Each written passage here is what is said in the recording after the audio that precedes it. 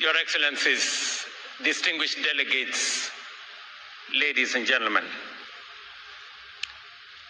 in 2002, there was the first World Urban Forum held in Nairobi, Kenya.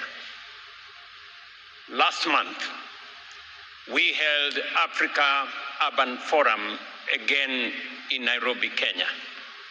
Today, we have come for the 13th World Urban Forum here in Baku, in this great country, and I want to thank His Excellency President Ilham Aliyev for his welcome and his hospitality extended to us. Excellencies, this is a most consequential forum because of the exigencies of housing in almost every country. Statistics show us that 3 billion people suffer from inadequate housing. 1 billion people live in slums, and 300 million people are homeless. These are not cold statistics. These are not numbers. These are people. These are families. These are children. And that is why this meeting in this great city with a great history is important. Article 25 of the Declaration of Universal Human Rights affirms that housing is a right. And today, as we are in Baku, we have a serious housing challenge globally, and the right under Article 25 of the Universal Declaration of Human Rights is breached. Let me take this opportunity to give you Kenya's perspective. We have 1,100 informal settlements. We have 7 million people living in these informal settlements. And as a result, we took the decision that it was not tenable, it was not right for us to continue in this trajectory. And therefore, we took the housing program as a central pillar of our development program. And what did we do? 3 things. Number one, the biggest constraint to housing was availability of land. Number 2, the challenge was cost of construction. And number 3, it was financing housing. How did we solve this problem? Number 1, we made it mandatory that all public land be available for housing without charge, free of charge. That removed 30% of the cost of housing. Number 2, we decided that we are going to reduce the cost of construction. How did we do it? 2 things. Number 1, we negotiated with professionals, architects, quantity surveyors, electrical engineers, mechanical engineers, and all the professionals in that space. Because they were building 10, 20 houses a year, we offered them to build 3,000, 4,000 houses a year. They reduced their cost of supervision and professional cost from 10% of the cost to 2.5% of the cost. Number 2, we also standardized construction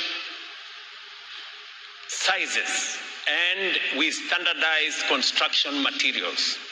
Doors became the same size, windows became the same size, and all the other construction materials, and therefore it became possible to produce these construction items en masse, and therefore reduce the cost. And number three, how did we deal with financing? We decided to take one dedicated financing mechanism. We passed the law, established a housing fund, charged a housing levy, and today we have a dedicated funding mechanism financed by locally mobilized resources to build houses. What is the outcome? I will tell you what the outcome is in Kenya. In the last 3 years, we are building 273,000 housing units. 8,000 keys have been handed over. 55,000 keys will be handed over before the end of this year. And we have a pipeline of 700,000 housing units. I can say with confidence that today in Kenya, we have the largest housing program in the continent of Africa. Let me also say the following. We have mobilized, because of our housing fund, we have mobilized $5 billion from local or domestic resources. We haven't borrowed a single shilling from the World Bank. We haven't borrowed a single shilling from any other institution. This is locally developed resources. We have, as a result,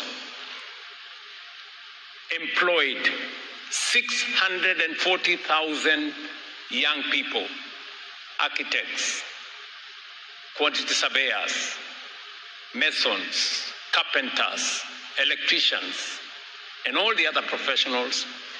And we are on the way to hiring 1 million young people in the short term.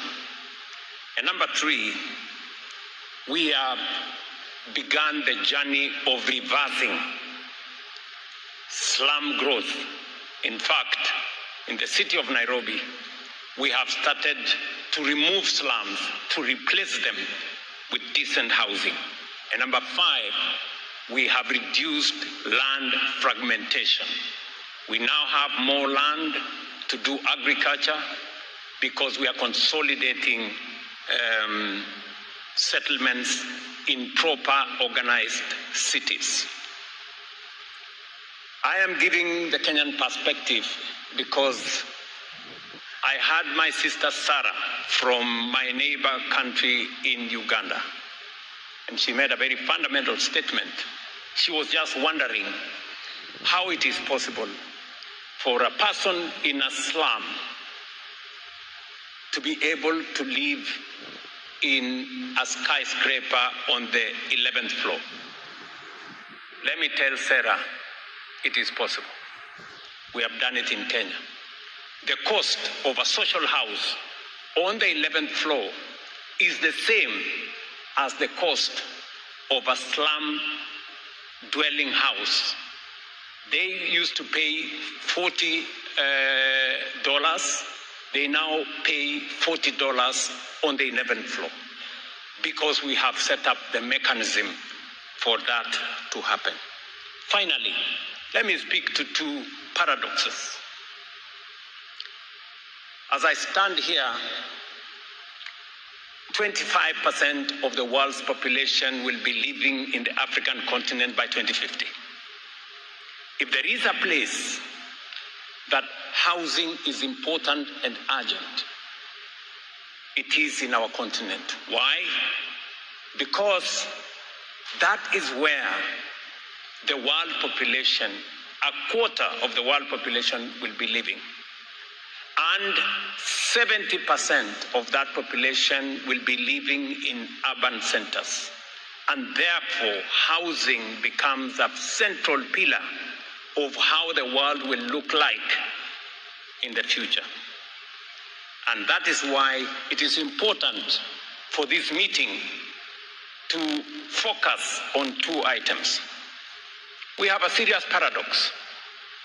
A continent that has huge resources, that will have the world's largest population, 25% of the world's population by 2050, today cannot access concessional funding to drive its development.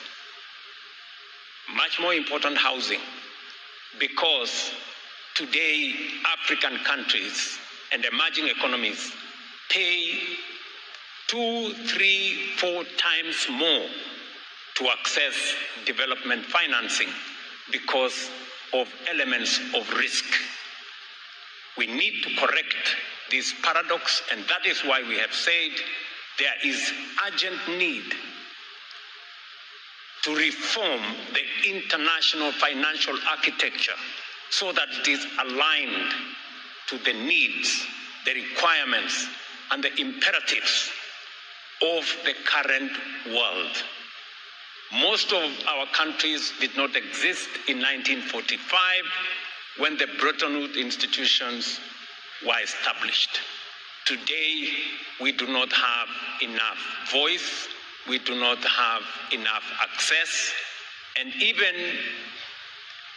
the paradox is that the countries who need concessional funding the most pay more than the countries who don't need it when they go to the market. That has to be corrected. And that is why we are of the firm position as African countries that we need the reform of the international financial architecture so that it represents the exigencies of the present. And finally,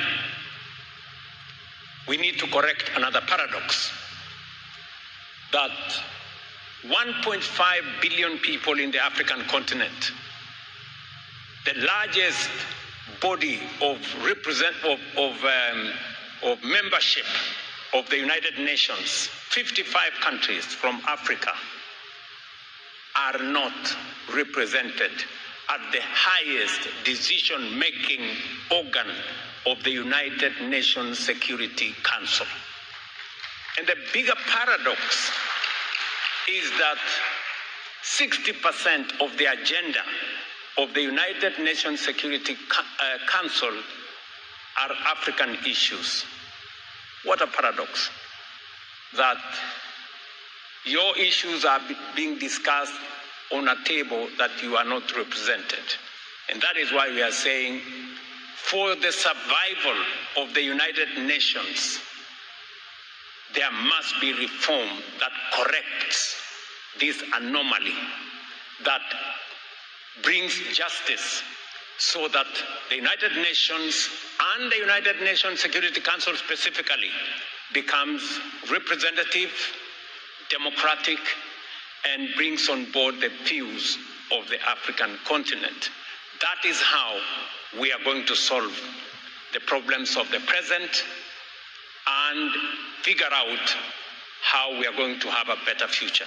In Baku, we have the opportunity to influence and to change the cities of the future and make them livable, sustainable, and good for everybody.